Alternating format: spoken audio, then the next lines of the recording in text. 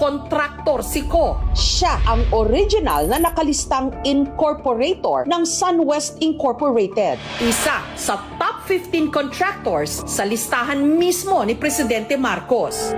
Bagamat kamakailan lang, nilinaw na nag-divest na raw si Ko ng kanyang shares sa SunWest. Mula nung nagsimula ang eskandalo sa mga di umano kinorakot na flood control projects, hindi na siya nakita pa ng publiko. Nitong Huwebes, inanunsyo ng Kongreso na nasa Amerika raw ito at nagpapagamot. May sakit daw kasi si Ko sa puso. Initial inquiry ko sa Office of the Secretary General, na-inform ako na si Congressman Saldico is currently out of the country, na nasa United States siya for medical treatment. Si Congressman Saldico is a proponent of 13 billion pesos plus worth of projects.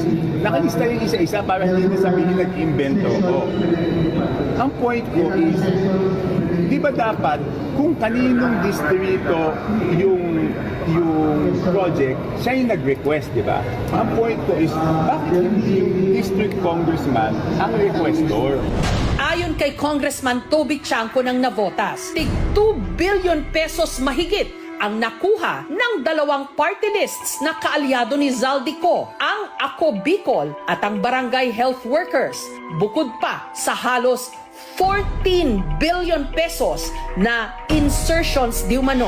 Dapat ipaliwanag niya, bakit unang-una, bakit siya may discretion over this amount of money? Yan, yung 13 billion na yan, siya ang requestor. Ito pa, yung dalawang party list associated to him, Ako Bicol, 2.295 billion, at saka yung BHW, nasa pamangkin niya to, 2 billion 64 million. So yan na naman yung isang question, di ba? So total 17 billion. Almost 18 billion. Na- Pero na- ang question is, yung mga party list, alam ko, pinagbibigyan sila ng allocation.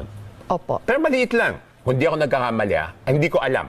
Kasi nahiya naman ako magtanong-tanong, di ba? Ang tanong ko ulit, paano nangyari ito? Zaldico is a party list representative Yes. who is the chairman of the Appropriations Committee in Yes. the House and then gets to do this, sabi nyo. Paano ho nangyari yon?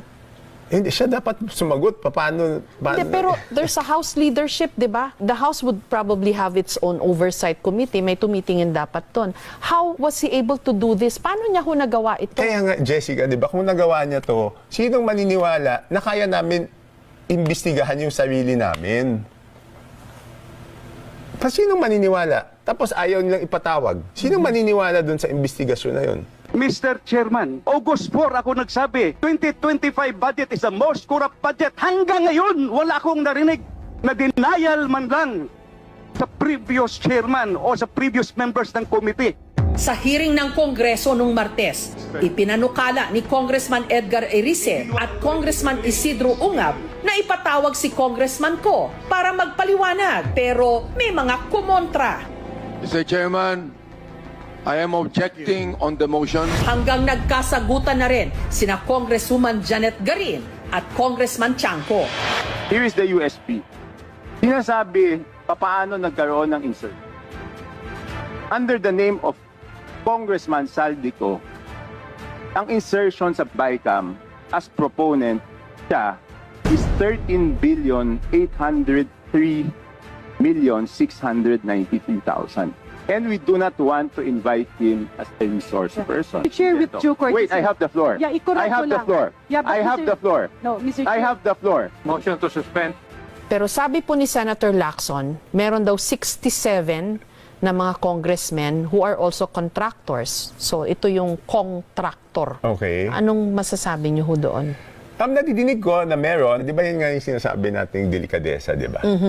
Dapat, lumayo na tayo. Again, paano maniniwala yung mga tao na magiging fair ang investigasyon kung meron ngang 67 na ang contractors doon sa Congress? Ang hindi ko maintindihan, hindi ko alam kung di ba nila nararamdaman na galit na yung mga tao sa congressman, na ang pangit na ng image ng Kongreso. Hindi ba namin nararamdaman yun? Ako nararamdaman ko. Hindi ko alam bakit sinasakripisyo yung imahe ng House of Representatives para lang sa isang tao. Of course, alam ko, naririnig ko naman, yung iba doon, ako yung sinisisi, ako daw nakakasira ng image ng House kasi ako daw yung salita ng salita. So, pag tumahimik si Toby, hindi naman tayo nasisira, kaya lang tayo nasisira dahil sa mga pinagsasabi niya. So, parang ganun ang spin nila.